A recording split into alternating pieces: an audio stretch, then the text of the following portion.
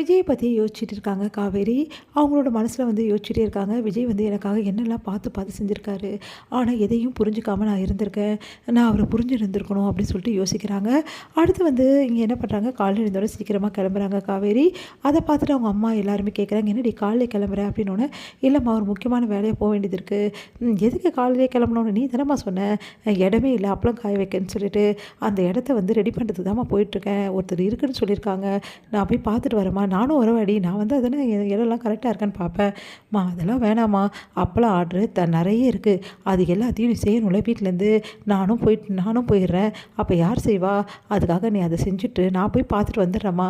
சரி நீ ரொம்ப நேரம் ஆக்காது, சீக்கிரமாக வா அப்படின்றாங்க. சரிம்மான்னு சொல்லிட்டு கிளம்புறாங்க. எங்கள் காவேரி வெளியே கிளம்பும்போது விஜய் வந்து கால் பண்ணுறாரு.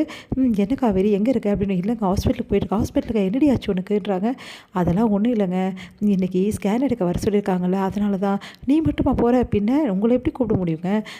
என்ன காவேரி இப்படி பேசுகிற, ஸ்கேன் எடுக்கும்போது நான் வருவேன்னு சொல்லியிருக்கேன்ல, நானும் தான் வருவேன் அப்படின்றாங்க. நீங்கள் எப்படி வர முடியும்? போலீஸ் ஏற்கனவே உங்களை தேடிட்டு இருக்காங்க, நீங்கள் வந்தால் இங்கே பெரிய பிரச்சனை ஆகிடும், அதனால் நீங்கள் அங்கேயே இருங்க, அதனால தான் நான் தனியாக போகிறேன் அப்படின்னு. அது எப்படி காவேரி ப்ளீஸுங்க அப்படி சொல்லிட்டு வச்சிடறாங்க. இங்கே வந்து காவேரி என்ன பண்ணுறாங்க, உள்ளே போகிறாங்க.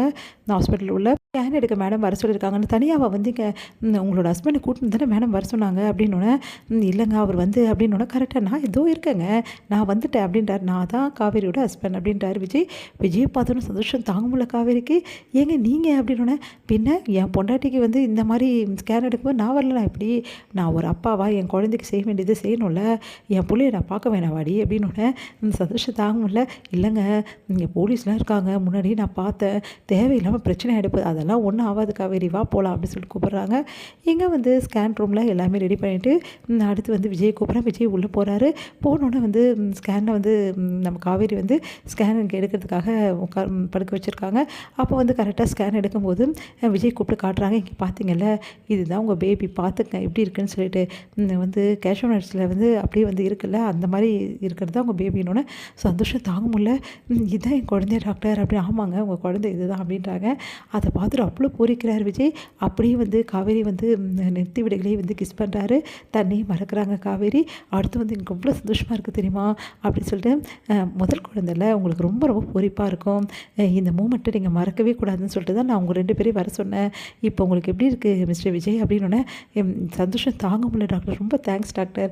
தேங்க்ஸை உங்கள் ஒய்ஃப்க்கு சொல்லுங்கள், உங்கள் ஒய்ஃப் தானே சந்தோஷத்தை உங்களுக்கு கொடுத்துருக்காங்க அப்படின்னோடனே, சந்தோஷம் தாங்க முடியல, தேங்க்ஸ் காவேரி அப்படின்றாரு.